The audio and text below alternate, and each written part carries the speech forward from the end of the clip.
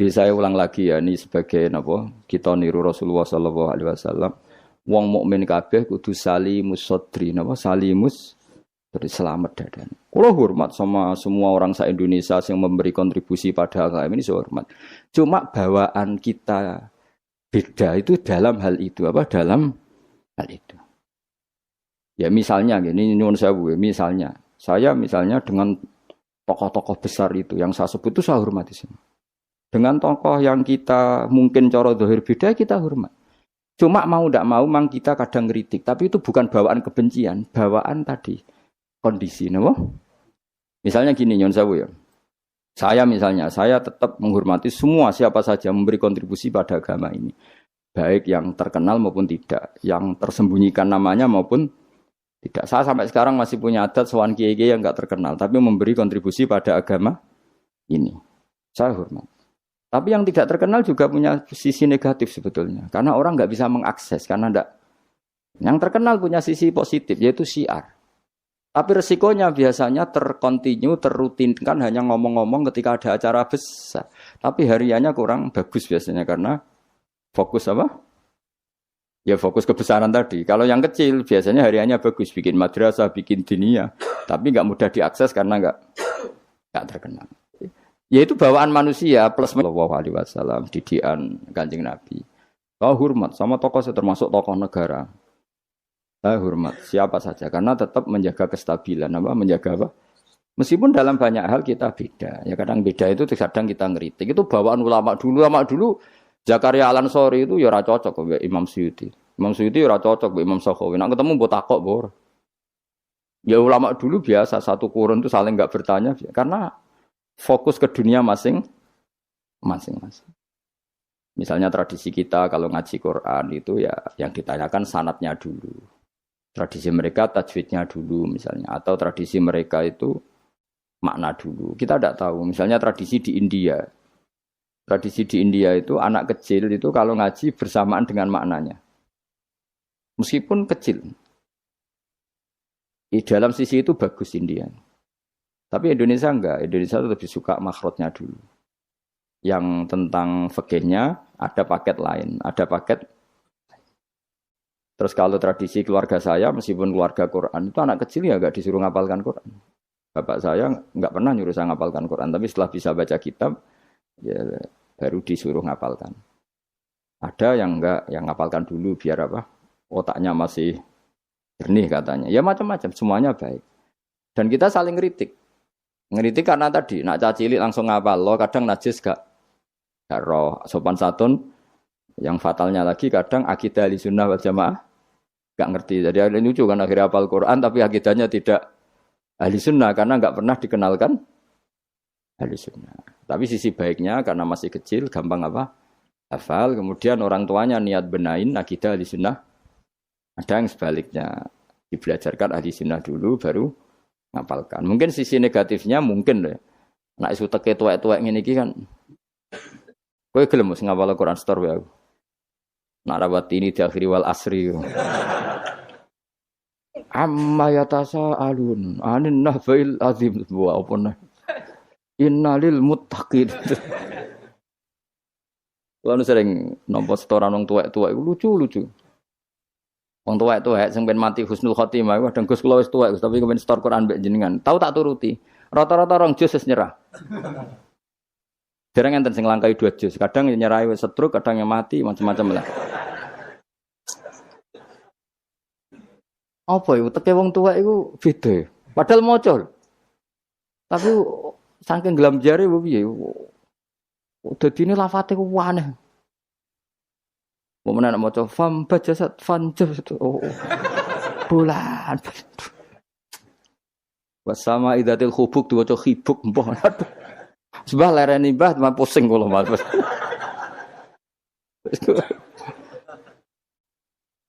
Dadi duwe khayal dhewe apa?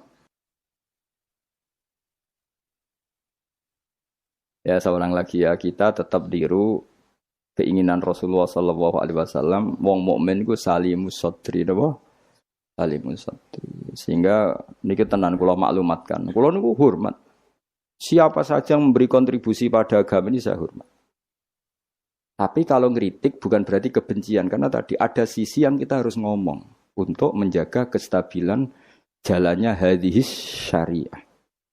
Misalnya saya dengan Pak Yusuf Mansur hormat, saya dengan siapa saja, dengan Ustadz Abdus Somad, dengan UAS, saya hormat.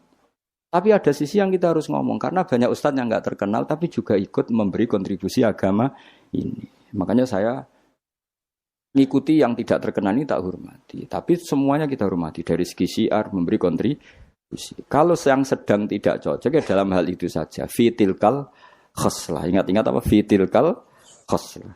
Tapi jangan semuanya enggak. Kita semua dididik Rasulullah salimus sadri, apa? Salimus sadri. Begitu juga saya dulu dengan siapa saja. Asal tadi semuanya itu demi niru Rasulullah sallallahu alaihi wasallam salimus sadri. Napa? Salimus sadri. Fal mukmin salimus sadri. Kita dalam hal misalnya masyarakat senang saya berlebihan. Misalnya orang Jawa Timur, saya suka dari segi senangnya Kiai. Tapi saya juga sering kritik orang Jawa Timur. Meskipun yang senang saya lah. Ojo berlebihan. Karena kalau berlebihan senang Kiai terus sering sowan. Kadang anggaran gue belanja digo sowan. Sebenarnya saya bukan ngeritik sowannya, sehingga anggaran belanja salamno template itu terus aku hukumnya iku piye. Kadang ngene tak takoki kan sowan aku rombongan bis tak takoki. Lho lari-lari mboten sekolah, mboten napa-napa Gus, sing penting sowan kiai. Lah bocah kok diajari. Lah ngono iku rombongane kadang 3 dina, berarti borote piro? 3 dina. Jadi saya ngeritiknya itu dalam hal itu saja, tapi mahabbahnya kita seneng, tapi kaifiahnya kadang tidak cocok. Ini perlu dicatat. Jadi hanya seperti itu. Kalau jenengan ini seneng ngaji ya seneng, tapi tetap sama tak kritik. Karena tadi wis gawa 3 perangkat kok gak paham. Yo aneh, wis gawa kitab, gawa pulpen, gawa rekaman. Ini kan sudah mengalahkan ulama dulu. Karena ulama dulu ndak bawa rekaman. Tapi kok ilmunya jauh, ini ada apa ya?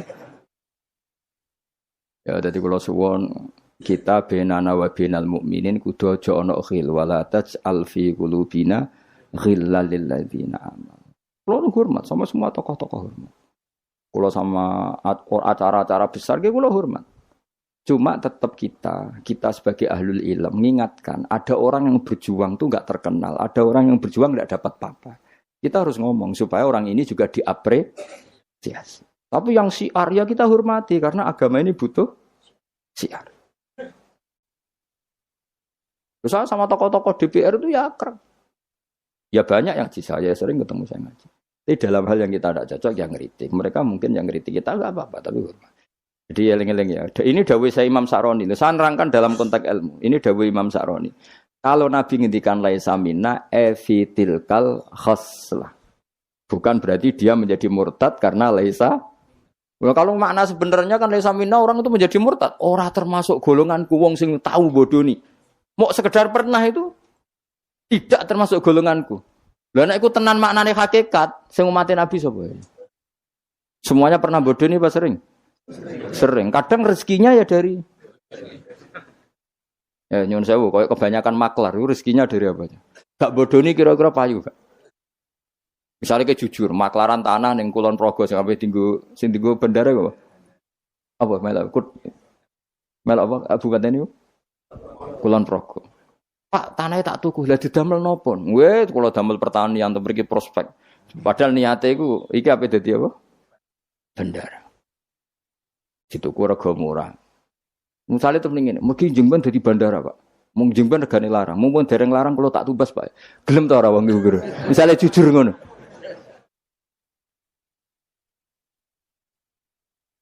Sale ana wong sponsor umroh. Ayo umroh ning Rasulullah.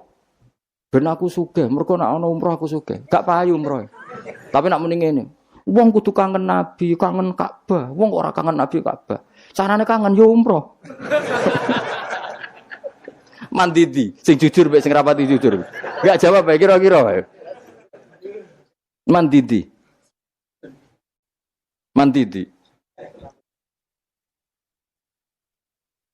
Lah iku misale terus hadis laisa minna iku maknane apa?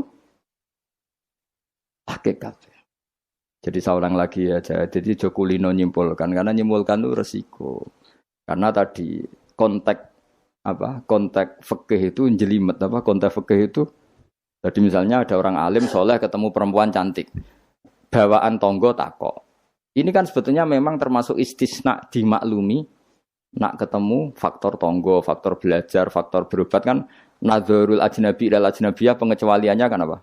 Muamalat, berobat, syahadah, ya ada beberapa lah. Tapi terus nyimpul loh, oh ternyata jagoan mbek wong ayu iku oleh. Dan justru wong alim nyaman nak jagongan mbek wong ayu di depan umum. Nak wong ra alim kan malah seneng nak dhewean malah keliru dul. Kowe nak duwe tangga ayu, ajene malah lumayan jagongan di depan umum dul. Mergo Nabi malah pantangane layak luwan narojulun bimroaten ora. Ojo ning nang dalan Mbak konangan wong ayu malah sing apik sing di depan umum. Mergo ora ngarah macem. Ayo ke jagungan mbek wong ayu ning perapatan di depan umum ambek dhewean berduaan ambek ndi? Gak usah takok ambek elek ndi. Musa-musa wong salah paham iki repot. Elek sing dhewean, malah apik sing umum. Mergo Nabi pantangane layak luwan narojulun bimroate. Dong ya. Apik ndi? Elek ndi? Ya kan ya sok nak ketemu dajjal bodoh dia apa?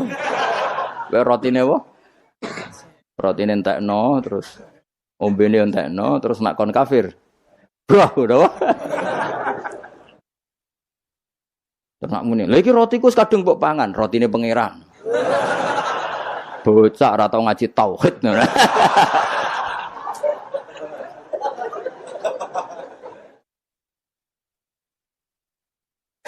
Ya jadi saya ulang lagi ya, jadi kita sama semua yang memberi kontribusi pada agama ini kita hormat. Cek terkenal, cek ora terkenal. Tapi dalam hal yang kita tidak cocok kita harus ngeritik. Tapi jangan kebencian. Saya ulang lagi jangan.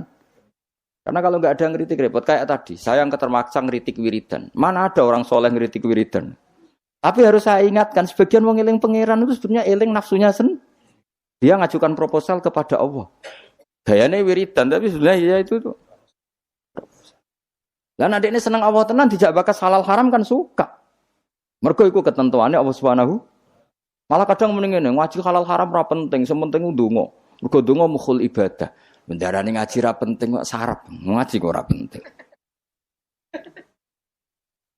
Jadi karena sama-sama berlebihan ini kita sebagai orang alim harus ngomong. Akhirnya kita proporsional. Ya ndonga iku sak kadare tetep di bawah ilmu. Saya ulang lagi di bawah jadi ngamane ndonga bar salat wapalane wakeh. Bareng takoki rukune salat sak kiai takoki. Kowe bar salat wiridamu akeh, bareng takoki rukune salat piro? Mikir, tak warai 17. Ana sing darani 14, sing ilang apa? Mikir meneh.